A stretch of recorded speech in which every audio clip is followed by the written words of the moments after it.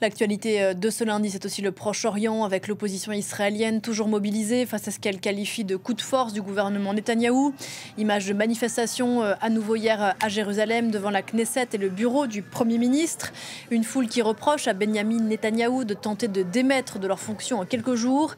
Le chef des renseignements intérieurs et la procureure générale d'Israël. La crise politique est profonde. Écoutez Stéphane Amar à Jérusalem.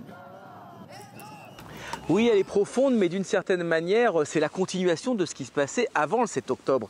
Car les camps en présence sont les mêmes, c'est-à-dire d'un côté les manifestants anti-Netanyahou qui à l'époque, avant le 7 octobre, se mobilisant, on s'en souvient, contre la réforme de la justice et qui aujourd'hui contestent à la fois, vous le disiez, la politique de Netanyahou sur les nominations et le limogeage de ses hauts fonctionnaires, procureurs d'État, chefs des services de sécurité intérieure Shin Bet, et aussi sa gestion du dossier de Gaza avec cette reprise des hostilités alors que tous les otages ne sont pas libérés. Et d'un autre côté, il y a un camp qui reste fidèle à Benyamin Netanyahou, en tout cas selon les enquêtes d'opinion, et il conserve une majorité relativement solide à la Knesset. Donc ces deux camps continuent de s'opposer dans un bras de fer qui dure et qui effectivement s'applique au fil des événements à des dossiers différents.